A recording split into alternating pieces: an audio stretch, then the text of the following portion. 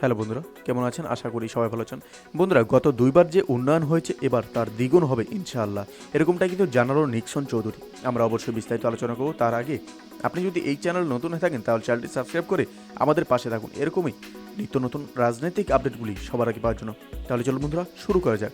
ফরিদপুর ৪ আসনের টানা ৩বারের নির্বাচিত সংসদ সদস্য ও আওয়ামী লীগ যুবলীগের প্রেসিডিয়াম সদস্য মজিবুর রহমান চৌধুরী নিক্সন বলেছেন, ভাঙ্গা সদরপুর চরভাদ্রাসন থানায় জনগণ এবারও উন্নয়ন ও মূল্যায়ন পক্ষে রায় দিয়েছে। গত দুইবারে যে উন্নয়ন হয়েছে এবার তার দ্বিগুণ হবে ইনশাআল্লাহ। বৃহস্পতিবার বিকেলে ফরিদপুর সদরপুর উপজেলাধীন ভাসানচর ইউনিয়নের কারির হাট হাওলাদার ডাঙ্গি ভায়া কৃষ্ণপুর ইউপি বর্ডার সড়ক বিসি দ্বারা উন্নয়নের কাজে ভিত্তিপ্রস্তর স্থাপনকালে প্রধান অতিথির বক্তব্যে তিনি একথা বলেন। নিক্সন চৌধুরী বলেন, আগামীতে ৩ উপজেলায় আর কোনো উন্নয়ন বাকি থাকবে না। বাংলাদেশের ইতিহাসে স্বাধীনের আগে ও পরে পরপর ৩বার স্বতন্ত্র প্রার্থীকেই আমরা ভোট দিয়ে আমাকে নির্বাচিত করেছি।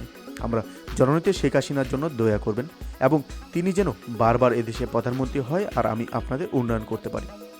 ভাসানচর ইউনিয়নের চেয়ারম্যান শেখ কাউছারের সভাপতিত্বে এ সময় উপস্থিত ছিলেন উপজেলা চেয়ারম্যান কাজী শফিকুর রহমান, উপজেলা নির্বাহী অফিসার সৈয়দ মোরাদ আলী এবং সদরপুর থানার ওসি মোহাম্মদ সাফিকুল ইসলাম, মহিলা ভাইস চেয়ারম্যান এবং জিনিয়া নানজিল কল্পনা এবং সদর ইউনিয়ন চেয়ারম্যানের কাজী জাফর সহ স্থানীয় এলাকাবাসী।